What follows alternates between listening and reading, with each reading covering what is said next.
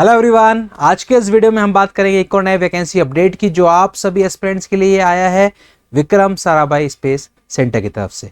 तो आखिरकार किस पोस्ट के लिए नोटिफिकेशन है, कौन कौन सी ब्रांचेस एलिजिबल रहेंगी, क्या सिलेक्शन प्रोसीजर रहने वाला है, कैसे करना होगा अप्लाई, सारे सवालों के जवाब वन शॉट में मिलने वाले हैं। वीडियो का एंड तक जरूर देखें और इसी के साथ में अगर चैनल पे नए हैं चैनल को सब्सक्राइब जरूर कर लें, क्योंकि यहाँ पर आपको मिलते हैं इंजीनियरिंग एस्पिरेंट से जुड़े हुए सारे वैकेंसीज के लेटेस्ट अपडेट।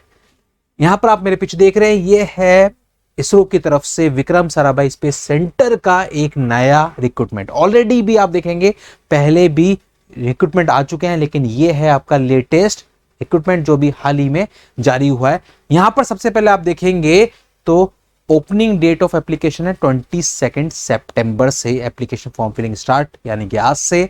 लास्ट डेट जो रहेगी वो 6 अक्टूबर रहेगी। दैट्स वाई क्रूशियल डेट जो दी है एलिजिबिलिटी की वो 6 अक्टूबर, यानी कि एज हो, क्वालिफिकेशन हो, एक्सपीरियंस हो, जो भी सारी की सारी एलिजिबिलिटी आपकी 6 अक्टूबर तक कंप्लीट होनी चाहिए।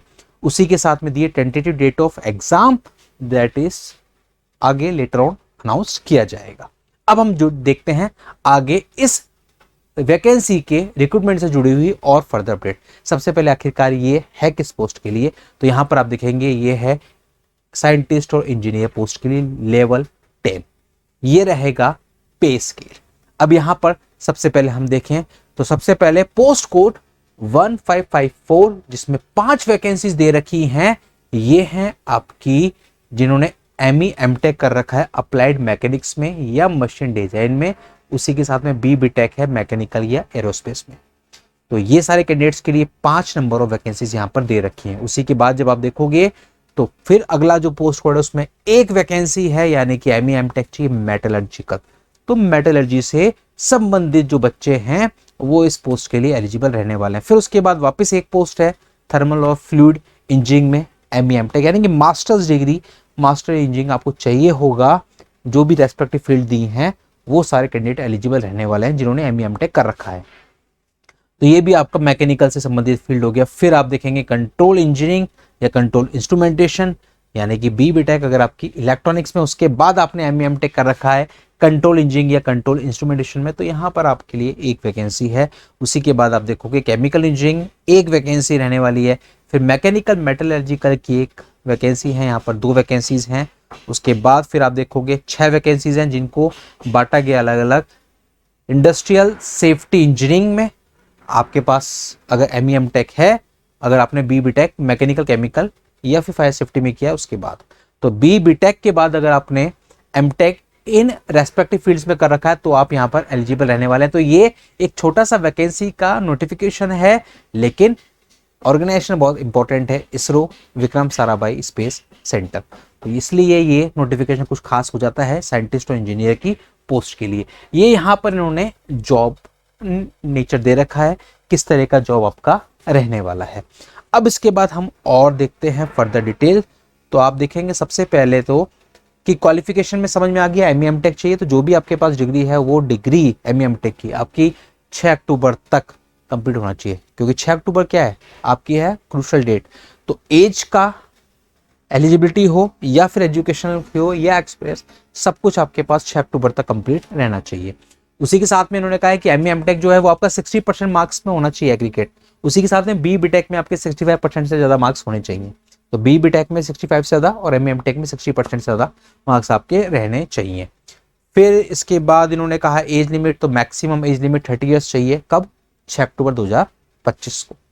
उसी के साथ में अप्लाई कैसे करना है? अप्लाई करने के लिए विक्रम साराभाई स्पेस सेंटर की वेबसाइट vssc.gov.in, इस वेबसाइट पे आप जाके आज यानी कि 22 तारीख से लेके 6 अक्टूबर के बीच में आप कभी भी फॉर्म अप्लाई कर सकते हैं, अगर आप एलिजिबिलिटी को फुलफिल कर रहे हैं तो। फिर उसके बाद एप्लीकेशन फीस, टोटल यहाँ पर एप्लीकेशन फीस आपकी फाइनली रहने वाली है 750 रुपीज, जिसमें एप्लीकेशन फीस 250 है, 500 जो है आपका वो अलग से चार्ज है, और वो जो होगा वो चार्ज आपको वापस से रिफंड कर दिया जाएगा।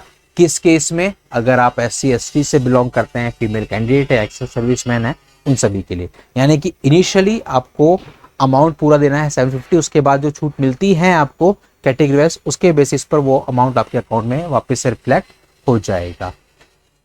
फिर यहाँ पर एग्जाम होगा आपका, एग्जाम इन एग्जाम सिटीज में होगा, इनमें से आपको चॉइस मिलेगी।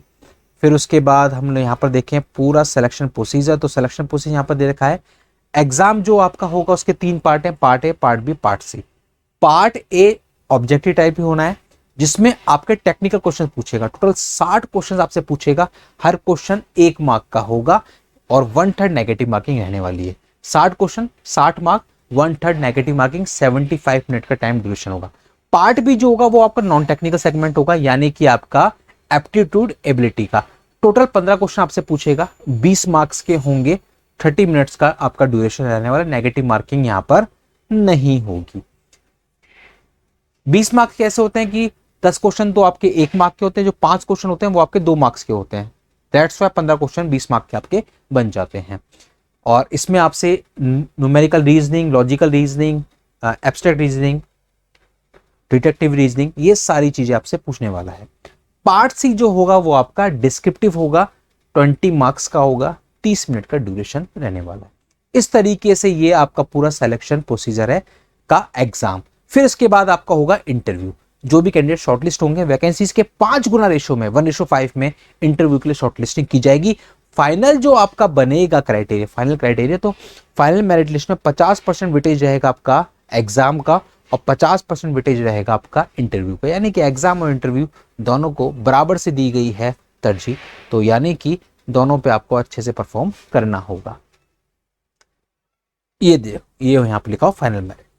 तो ये है आपकी विक्रम साराभाई स्पेस सेंटर से हाल ही में आए हुए जॉब अपडेट इंजीनियर और साइंटिस्ट की पोस्ट का। ऐसे ही सारे वैकेंसीज के लेटेस्ट अपडेट्स के लिए आप लोग बने रहिए इस चैनल पर। चैनल को एक बार सब्सक्राइब जरूर कर लें ताकि कोई भी अपडेट आपसे मिस ना हो पाए। मिलते हैं अगले वीडियो में अगले नए जॉब अपडेट के साथ। Thank you.